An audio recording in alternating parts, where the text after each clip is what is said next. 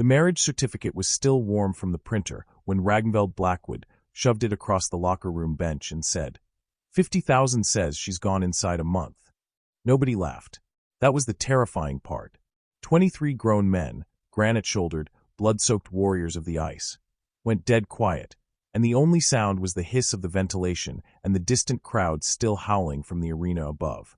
Then Drexen Holt, left wing and the closest thing Ragnveld had to a brother, picked up the certificate, read it twice, and let out a low whistle that slid through the locker room like a blade. You actually did it, Drexen said. Told you I would. You married your own PA. She needed the insurance. I needed the bet. Clean transaction. Ragnveld peeled off his shoulder pads and dropped them to the floor with a sound like a dying animal. His chest was sheened with sweat, the dark curls at his temples damp and wild from the game, his jaw working a piece of tension that had nothing to do with hockey. He looked, in that moment, exactly like the warlord his grandmother had always said he was born to be. Too large for any room, too fierce for any leash. No one in that locker room knew that the woman whose name was now printed next to his, Sevryn Kael, was carrying a secret that would not stay buried much longer. A secret with the power to end not just his career, but the careers of every man in that room. And no one knew that Ragnveld Blackwood, who had never once in 31 years lost control of anything, was already, irrevocably, losing it over her. Welcome back to my channel. If you're enjoying the story, please comment where you're watching from. And if you're new here, kindly follow me to get more spicy hockey romance stories. Let's get right back in. Sevryn Kael had worked for Ragnveld Blackwood for 14 months, 3 weeks, and 4 days, and she had spent every single one of those days making sure he never truly saw her. It was not difficult. He was the kind of man whose gravitational pull bent every room he entered, 6'4" of raw, coiled power wrapped in a suit that cost more than her monthly rent, with dark, wildly curling hair that never seemed to obey anything, and eyes the color of a winter storm over deep water. He was the captain of the New York Warhawks, the most feared power forward in the NHL, and he was worth somewhere north of $400 million. People did not look past Ragnveld Blackwood. They looked at him, helplessly and completely, the way you look at something you know will eventually destroy you. Sevryn had learned, very early, not to look.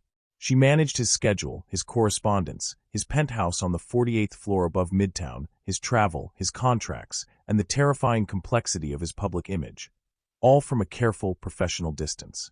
She wore her dark hair pinned back, dressed in structured black that hid her curves behind clean lines, and she answered his questions in crisp, even sentences that gave nothing away.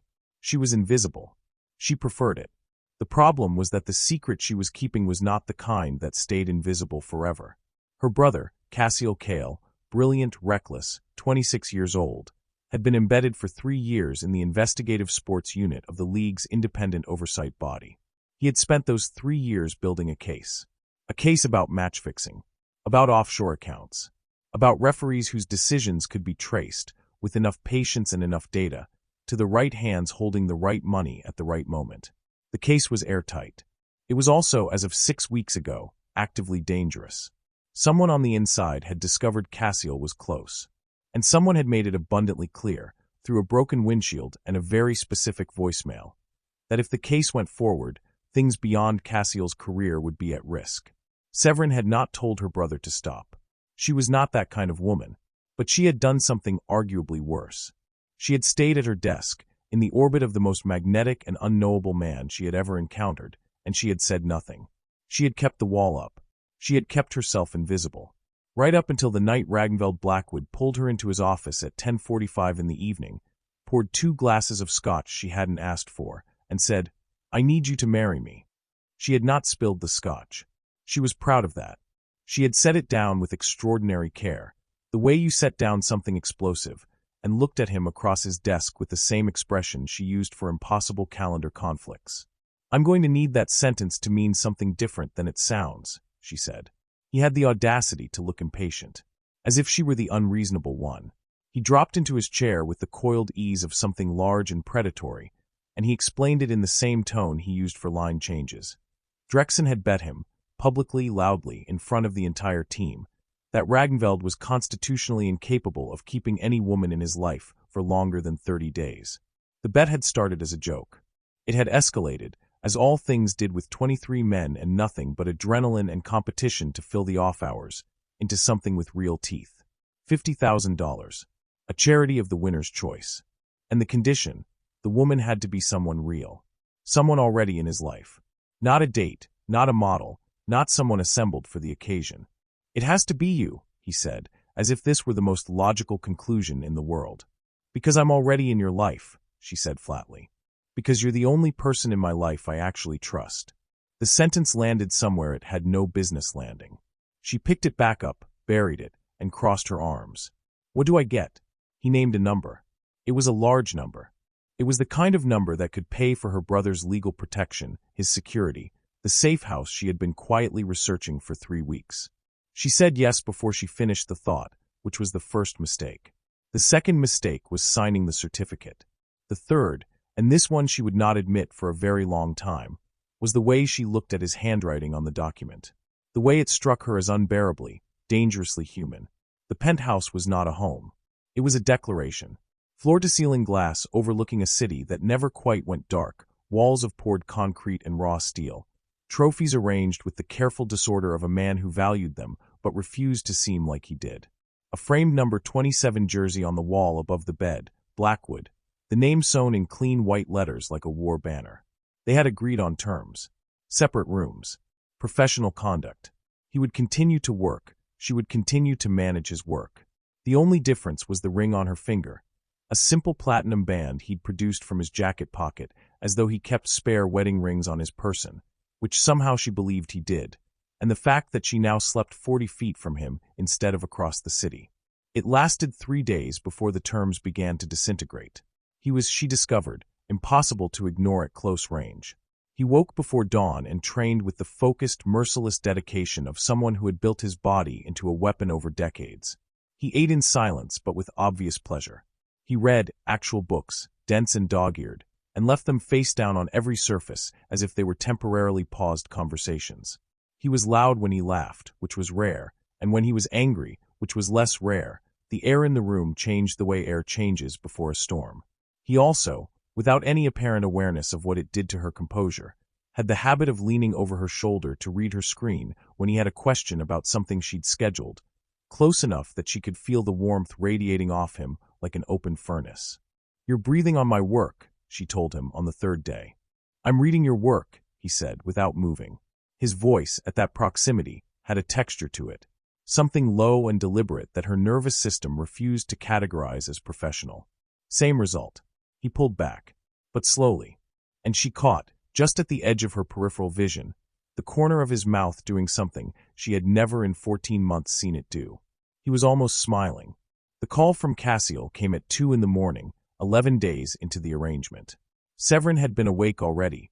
She had been awake most nights, the secret pressing against the inside of her chest like something trying to get out.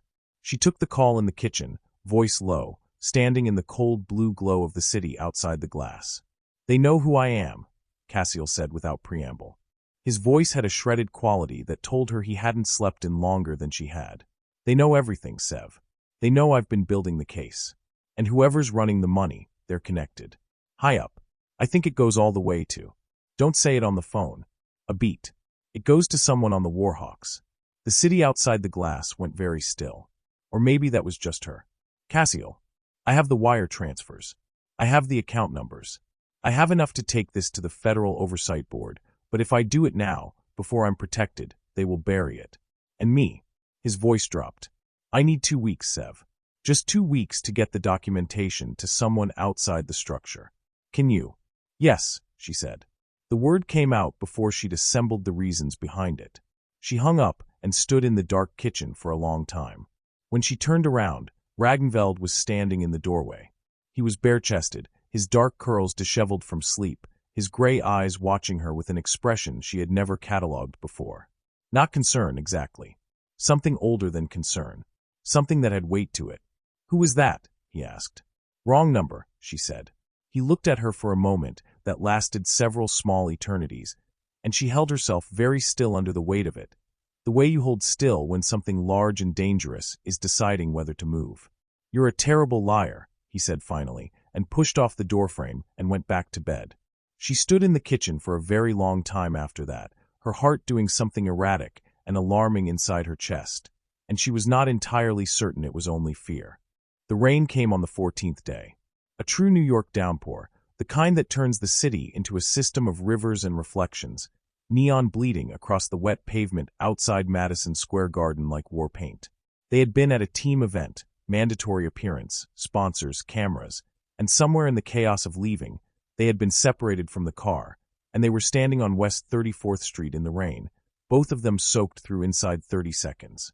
Sevryn was in her black blazer, her dark hair escaping its pins in damp waves around her face, and she was trying to flag a cab with the systematic efficiency she applied to everything, and Ragnveld was watching her with an expression on his face that she was not equipped to decode.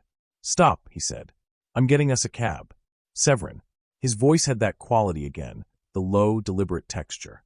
She stopped.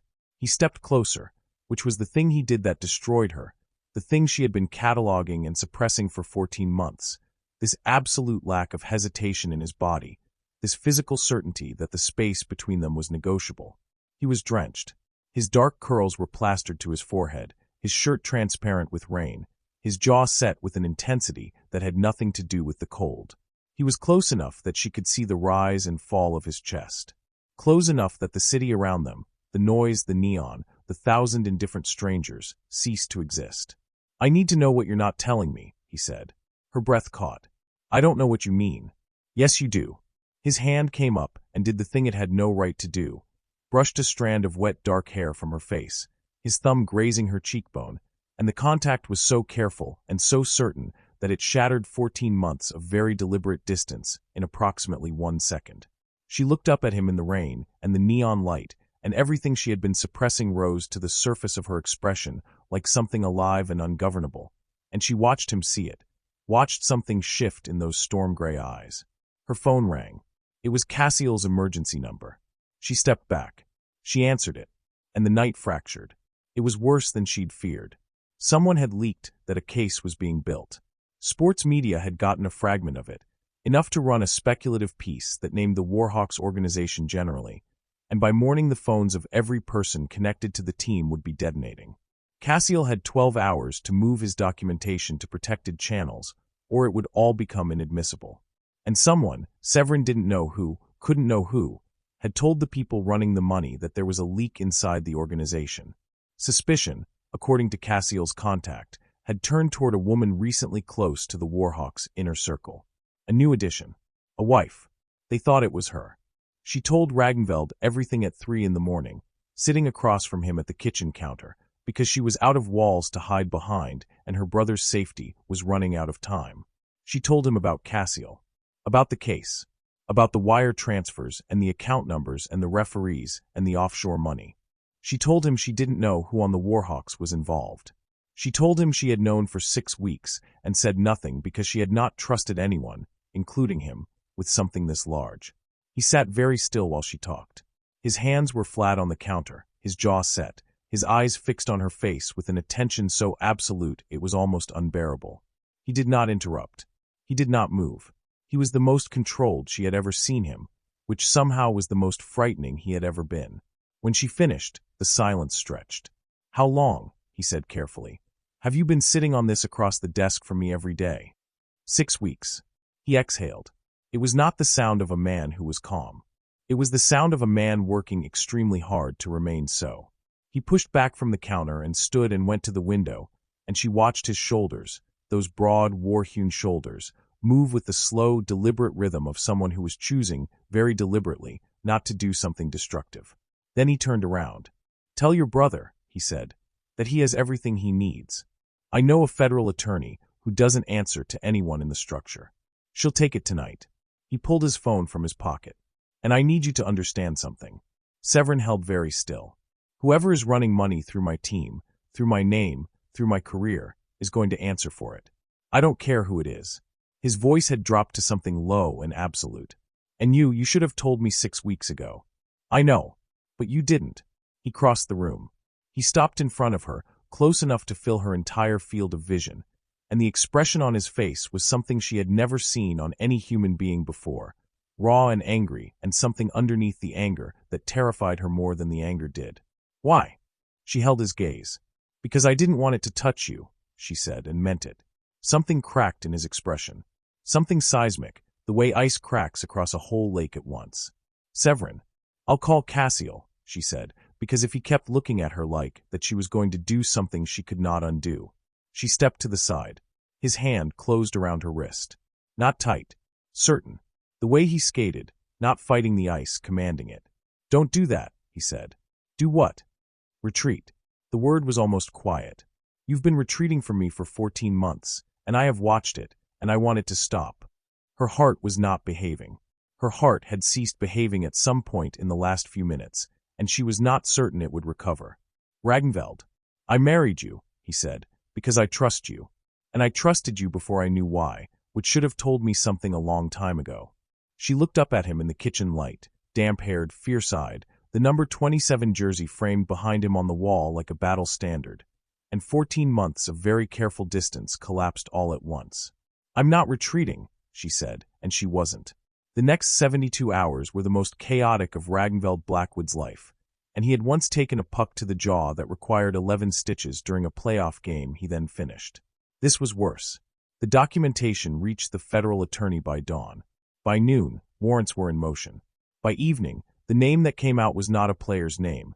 It was the Warhawks' then assistant general manager, Paulvek Dre, a man who had spent 12 years inside the organization building trust and building, simultaneously, a second career routing referee influence through ghost accounts in 3 countries.